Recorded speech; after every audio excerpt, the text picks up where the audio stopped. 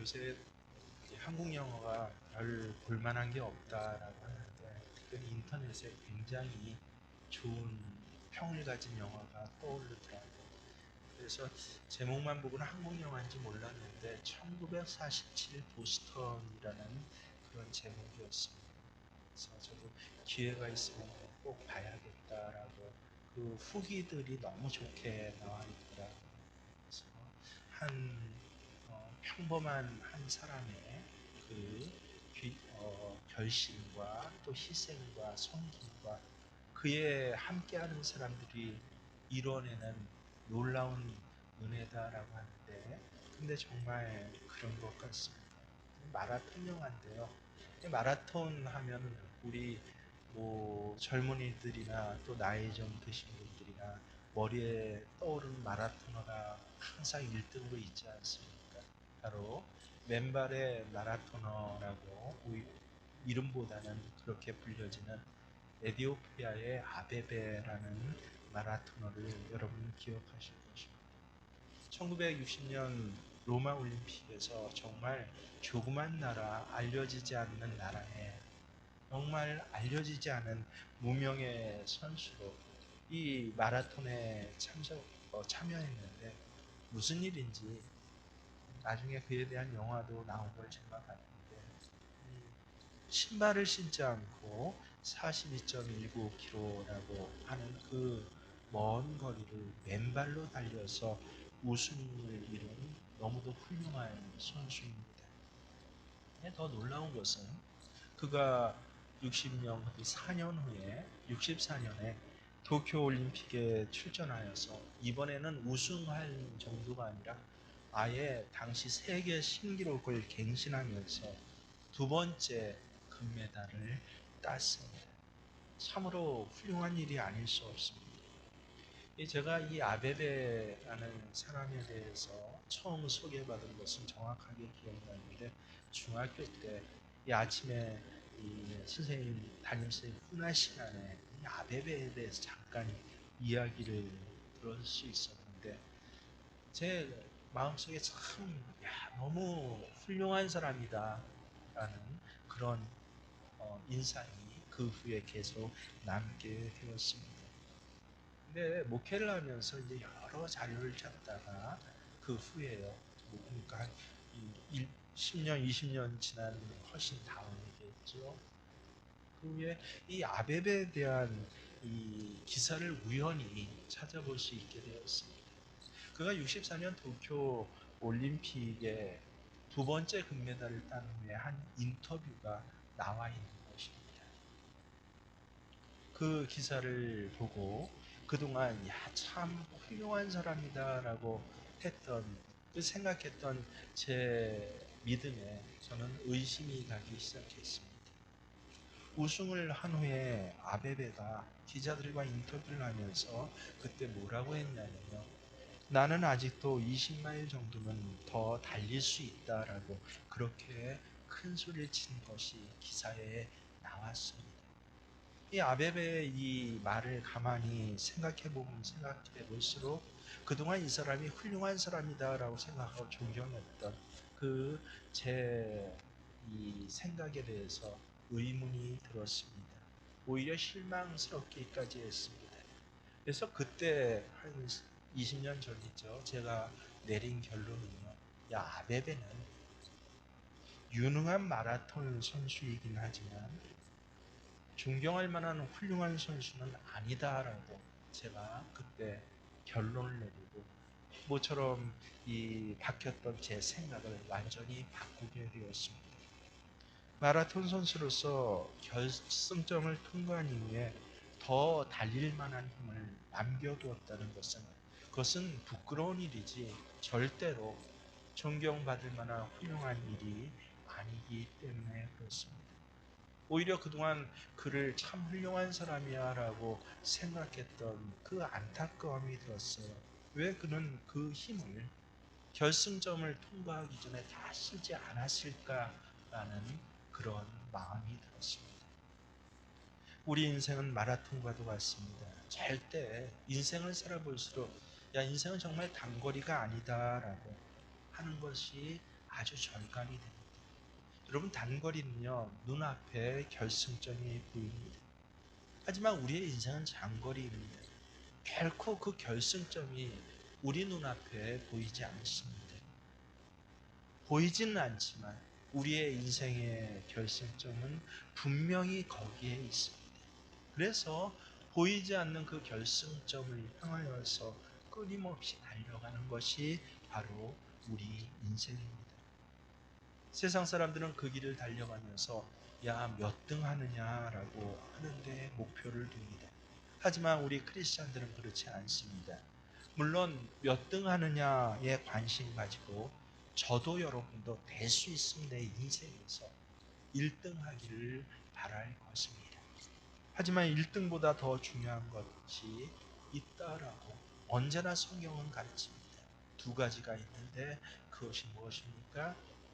첫 번째는 끝까지 달려가는 것이고, 두 번째는 최선을 다해서 성실하게 인생을 경주하는 것입니다. 그래서 오늘 7절 말씀에 보면요, 내가 선한 싸움을 싸우고 달려갈 길을 마치고 믿음을 지켰으니 라고 고백합니다. 달려갈 길을 마칠 수 있어야 합니다. 중간에 포기해서는 안 됩니다. 일을 시작했다가 중간에 포기하는 것은 그건 너무도 어리석기도 하고요, 참 안타까운 일입니다. 근데 가만히 봤더니 많은 사람들이 중간에 포기를 합니다. 이유는 참 여러 가지가 있어요. 근데 그 이유들을 추려보면요, 공통적인 몇 가지 말이 있습니다. 힘들다, 어렵다, 어쩔 수 없었다라는 그런 몇 가지의 말입니다. 얼마 전에 새롭게 아베베에 대해서 또 알게 된 사실이 한 가지가 더 있습니다. 이 아베베가 두 번째가 아니라 또 세 번째를 60년, 64년 그리고 68년에요. 멕시코 올림픽에 참석했습니다. 여전히 많은 사람들은 그가 야, 아베베 정도의 실력이면 3연패도 가능해 라고, 역사상 없었어요. 세 번째 올림픽 금메달을 받을 것으로 그렇게 생각했고, 아베베 역시 그 참석하기 전에 얼마나 많은 이 스포트라이트를 받았겠습니까? 나는 이번에도 틀림없이 금메달을 딸 것입니다라고 그렇게 호언장담을 했습니다. 근데 여러분 어땠는지 아세요? 아니요. 레이스 도중에 기권을 했습니다. 얼마나 의미가 저한테는 있었는지 모릅니다.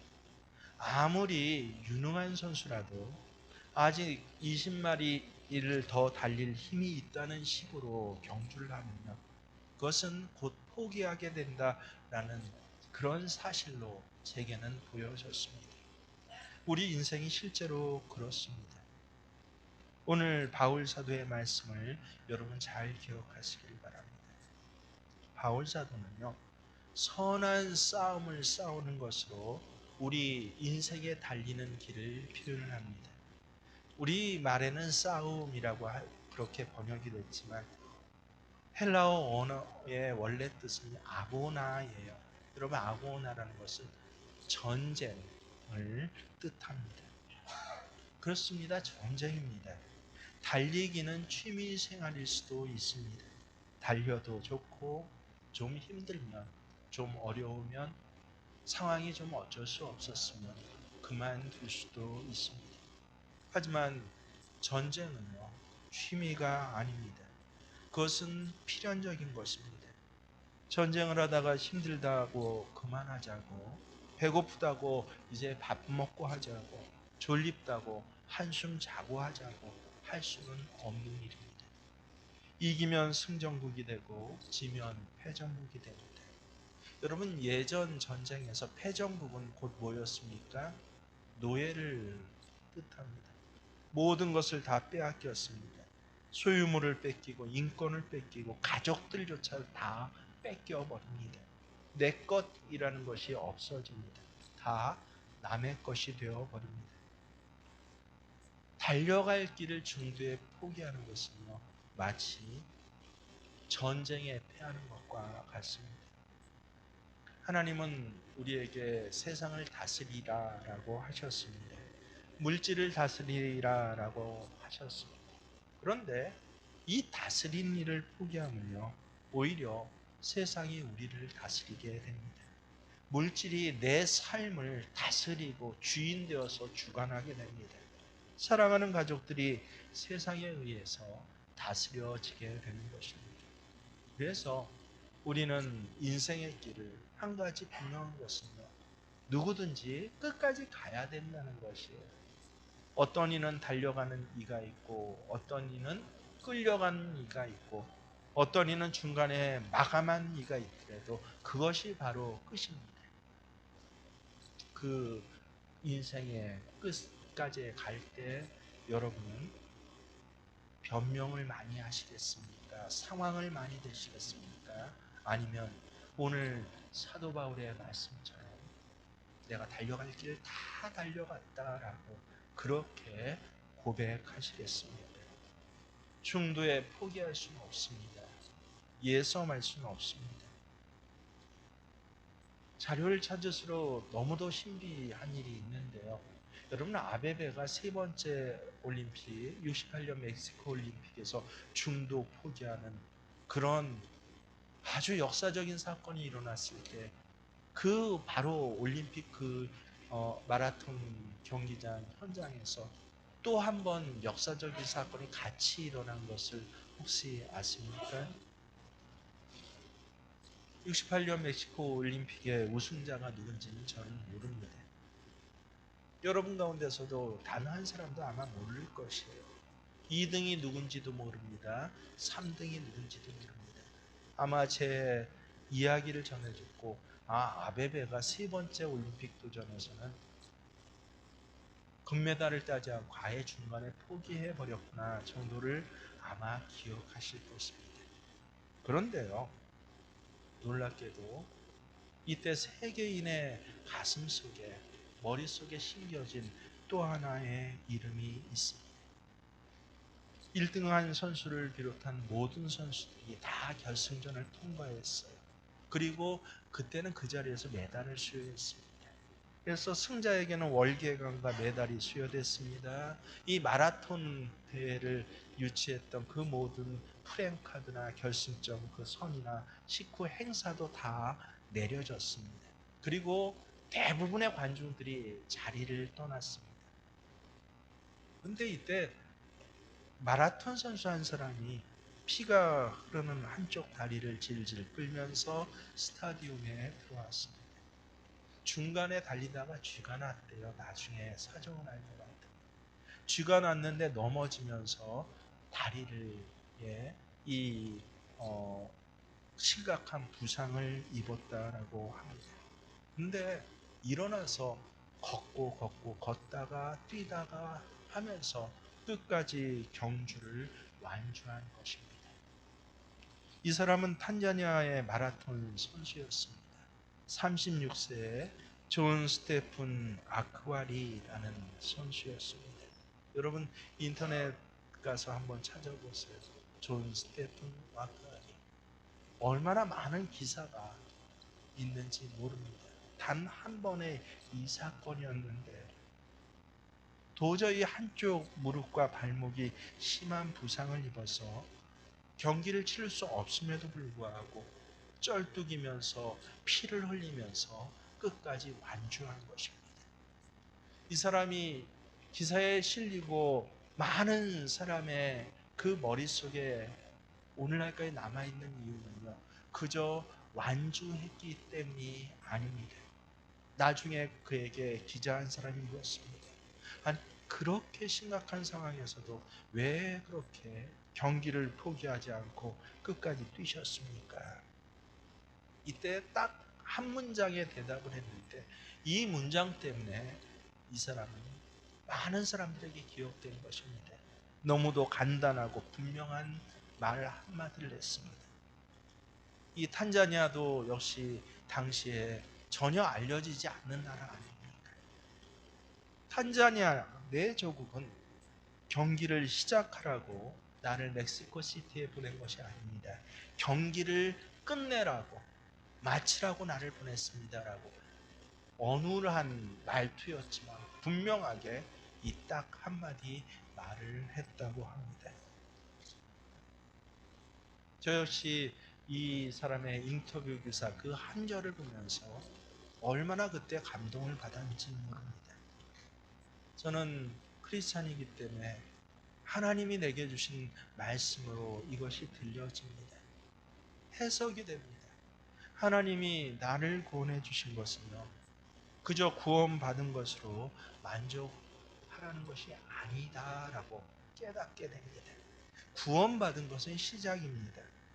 구원으로 시작해서 우리는 성화가 되고 그리스도를 닮아가라고 우리를 이 세상에 보내신 것입니다. 믿음을 끝까지 지키고 경주하는 사람들하고 나를 구원해 주신 것입니다. 여러분도 구원을 받은 것으로 끝나는 사람이 아니라 구원을 이루어가는, 끝까지 이루어가는 그러한 귀한 믿음이, 또 분명하고 명료한 믿음이 오늘 똑같이 고백되실 수 있기를 주의 이름으로 축원합니다. 두 번째 중요한 것이 있다고 했죠. 끝까지 달려가되 그 내용이 무엇이냐는 것입니다. 그 삶의 내용이 최선을 다했고 성실했다라고 인정받을 수 있어야 합니다. 우리는 크리스찬이며 얼마나 놀라운 이름인지 모릅니다. 예수님의 사람, 하나님의 자녀라는 이름입니다.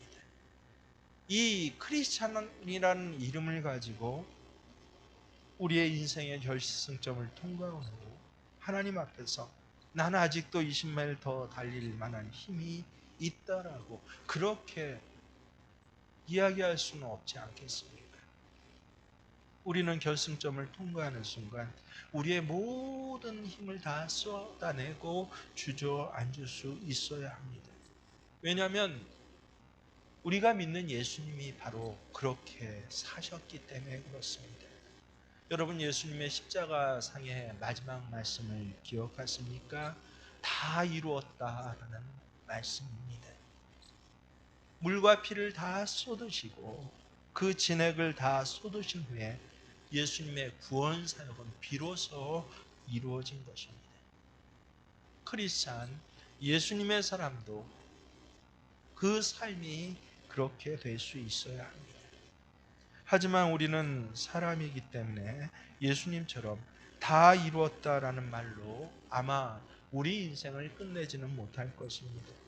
어떻게 사람이 자기 인생을 다 이루었다라고 그렇게 이야기하면서 끝낼 수 있겠습니까?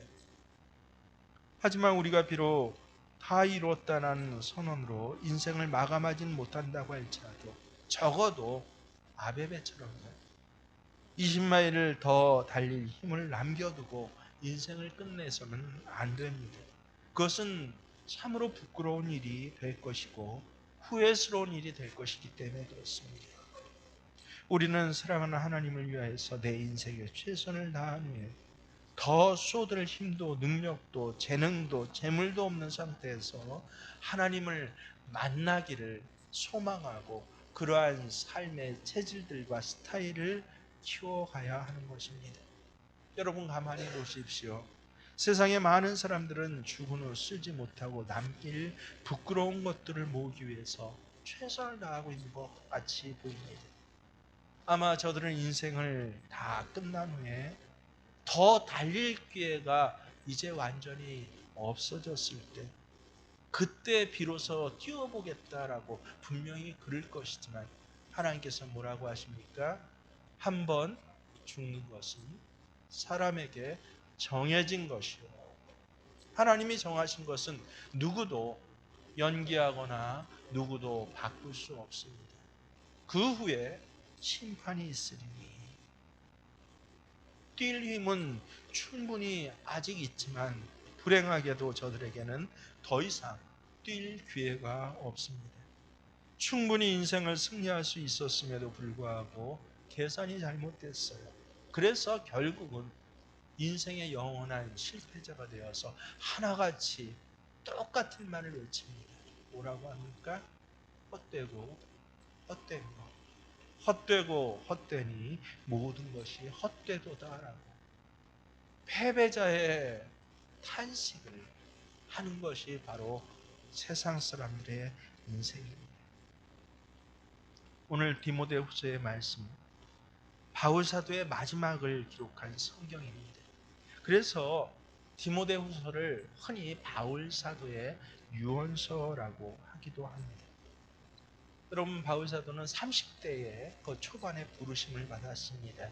그 후 40년 동안 전도자로 살아가다가 이제 오늘 그 인생의 마무리되는 70대에 이르렀습니다. 그의 일생을 보면 평생 예수만 위해 살았던 사람입니다. 사도 바울의 세 차례 선교 여행 길은 무려 5,000km가 되는 길입니다. 그 길을 걸어서 전도 여행을 했습니다. 그 과정에 수많은 고난과 굶주림, 순환을 당했습니다. 이제 인생을 마무리할 때가 그 눈앞에 거의 다가오고 있는 것입니다. 그래서 그는 이제 전제와 같이 내가 부어지고 나의 떠날 시간이 가까웠다라고 고백을 합니다. 여러분, 전제라는 말은 헬라어로 스펜도입니다. 이 정확히 무슨 뜻입니까?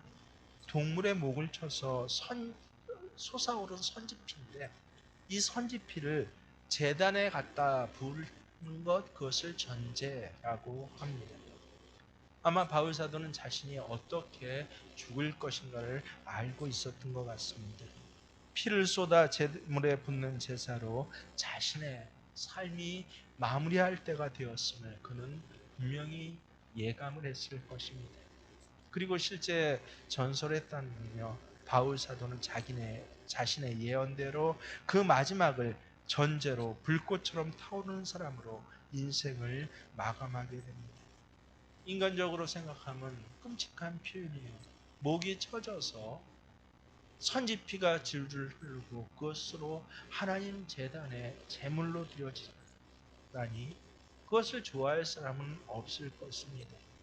하지만 저는 그는 분명히 행복한 사람이었다라고 믿습니다. 자신의 삶을 전제로 쏘아부을 수 있는 그런 일을 처음부터 끝까지 한 사람, 절대 불쌍한 사람 아니다라고 믿습니다. 사도 바울은 이미 사도행전에 보면요, 20장 22절 24절에서 아주 구체적으로 이 사실에 대해서 그는 언급합니다. 성령이 알려주셨다는 거예요. 보라, 이제 나는 성령에 매여 예루살렘으로 가는데 거기서 예루살렘에서 무슨 일을 당할지 알지 못하노라. 오직 성령이 각 성에서 내게 증언하여 결박과 환난의 날이 나를 기다린다라고 그렇게 동역자들을, 중보 기도자들을 통해서도 사도 바울에게 연락을 합니다. 하지만 내가 달려갈 길과 주 예수께 받은 사명, 곧 하나님의 은혜의 복음을 증언하는 일에 마치려 하면은 내 생명조차 조금도 귀한 것으로 여기지 아니하노라라고 이미 고백하고 있습니다.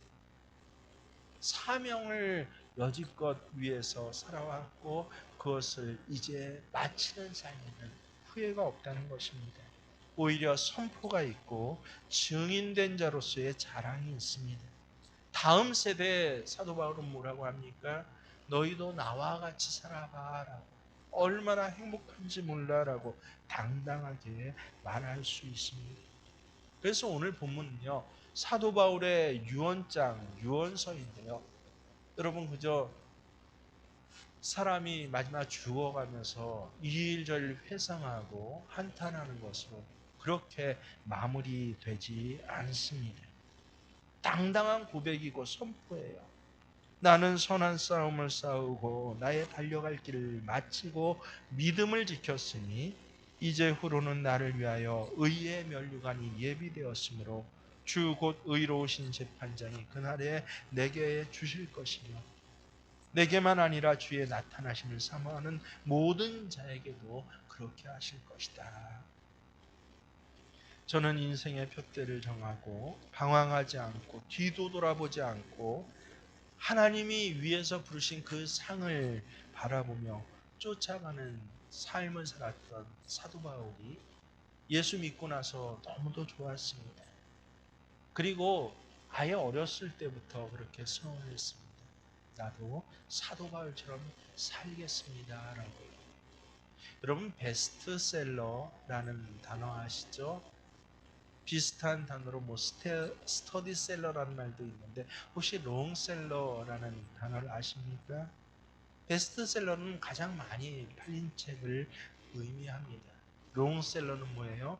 가장 오랫동안에 지속적으로 많은 사람에게 사랑을 받으며 팔린 책을 롱셀러라고 합니다. 성경을 제외하고 서양에서 가장 롱셀러 3위 중에 하나가 여러분 혹시 뭔지 아십니까? 마가렛 미첼 여사의 바람과 함께 사라지다라는 여러분이 잘 아는 소설입니다. 영화도 나왔죠. 근데 이 소설의 원제목이 참 기가 막힙니다. Tomorrow is another day입니다. 우리말로 정성스럽게 번역을 해보면요. 내일은 내일의 태양이 뜬다 라는 뜻입니다. 남북전쟁을 배경으로 해서 스칼렛이라는 여주인공이 그 풍성하고 또 제멋대로이고 고집스러운 삶이 이 전쟁통에 가정적으로 물질적으로 얼마나 심각하게 훼손되고 망가져 가는지를 참 잘 그려내고 있습니다. 근데 놀랍게도 그녀는 낙심하지 않습니다.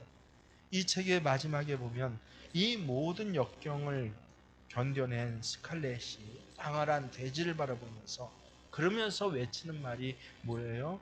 Tomorrow is another day.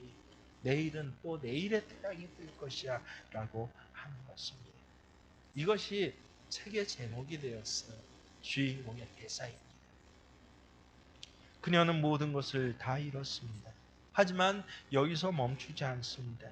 과거의 연장으로서의 미래가 아니라 내일은 내일의 태양이 새롭게 뜬다라고 하는 이 한마디 외침 때문에 사실은 이 책이 당대에 그치는 것이 아니라 롱셀러가 된 것입니다. 내일에는 내일의 태양이 뜰 것입니다. 내일은 새로이 하나님의 위대한 경륜이 우리 앞에 전개될 것입니다. 우리가 비록 삶의 자리에서 고통과 눈물이 뒤따른다고 할지라도 성경 말씀에 의지하여서 하나님 나라를 위하여서 부여받은 내 사명을 가정에서, 직장에서, 삶의 터전에서, 가족 안에서 감당한다라고 한다면 분명으로 태양처럼 떠오르는 그 귀한 소망이 내 눈에 보이고 내 손에 잡힐 것입니다. 오늘 본문에는 직무라는 말이 나옵니다. 참 귀한 말이에요. 그러나 너는 모든 일에 신중하여 고난을 받으며 전도자의 일을 하며 내 직무를 다하라. 여러분, 직무라고 번역된 이 말에 우리가 잘 아는 헬라어입니다. 가장 기본적으로 우리가 상식적으로 아는 헬라어를 번역한 것인데 그게 뭐예요? 디아코이나라는 헬라어입니다. 무슨 뜻입니까? 섬기다, 봉사하다라는 뜻입니다. 전도의 직무, 전도자의 직무는요, 생각하고 구호를 외치는 것이 아니에요. 구체적으로 섬기고 봉사하는 것은요, 몸, 시간을 들이고 물질을 들여서 해야 하는 것. 이것이 바로 코니아입니다. 성경을 읽어내려가다 보면 초대교회 당시 사도 바울의 다른 서신서에는요, 이 전도하라라고 하는 말이 거의 기록되어 있지 않다는 걸 여러분 아십니까? 왜 그랬을까요? 왜 성경에 전도하라라는 말이 기록되어 있지 않았을까요?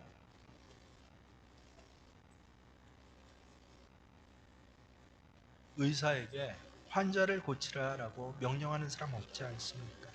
배고픈 사람에게 밥 먹으라라고 그렇게 하는 사람은 어리석은 사람입니다.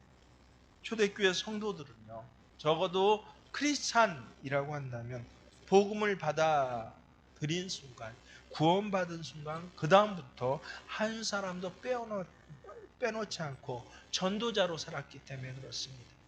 내가 구원받고 하나님 나라로 바로 들림받지 않은 유일한 이유가, 내가 오늘 살아있는 유일한 이유가 있다라고 한다면 내 주변에 있는 사람에게 복음을 전하기 위해서라는 이 사실을 머리로만 믿을 뿐만 아니라 삶을 아예 그렇게 살았기 때문에 그렇습니다. 근데 이 마지막 서신서 디모데 후서를 쓰면서 사도 바울은 전도하라. 근데 그냥 전도하라가 아니라 전도자의 직무를 다하라라고 합니다. 왜 그랬을까요? 앞으로 오고 올 이 디모데 서신을 읽을 신앙의 후배 세대들에서는요, 언젠가 이 마지막 때가 되면 예수 믿는 사람들이, 크리스찬들이 전도하지 않을 때가 올 것이다. 전도합시다 말하고 전도해야 돼라고 생각하고 구호는 외치는데 전도하는데 디아코니아 시간을 들이고 물질 들이고 마음을 다해서 섬기지 않는 시대가 올 것이다 라고 하는 것을 알고 성령의 감동으로 전도자의 직무를 다하라고 이 마지막 서신서에 그렇게 기록되어서 우리에게 전해주는 것입니다. 여러분도 처음에는 전도한 일에 열심을 내다가도 어느 순간 그 열심이 바뀌었어요. 생각으로, 사상으로, 의례적인 것으로, 인사말로 바뀌어서 실제로 삶의 자리에서는 디아코니아, 물질을 들여서, 시간을 들여서, 마음을 들여서 희생하면서 헌신하지 않는 그런 삶을 주변에 혹 보셨습니까?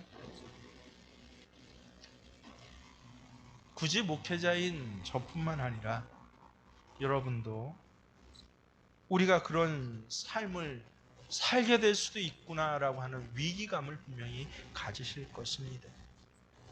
다른 사람들이 다 그럴 때 오늘 사도 바울의 말씀을 다시 한번 기억하면서 내가 선한 싸움, 아니 선한 전쟁을 다 싸우고 내 달려갈 길을 마치고 내 믿음을 지켰습니다 라고 너희도 나와 같기를 바라노라. 내 앞에 예수 그리스도께서 그 놀라운 은혜와 위로와 상을 가지고 나를 기다리고 계신다라고 한탄이나 넋두리 변명이 아니라 우리 인생, 크리스찬의 인생 자체를 신앙의 선포로 선포하시는 한 주간이 되시기를 주의 이름으로 축원합니다. 그렇습니다. 날 세우시네, 이번 새명축제 주제 찬양입니다. 찬송가의 가사를 기억하면서 함께 찬양으로 우리의 믿음을 고백합니다.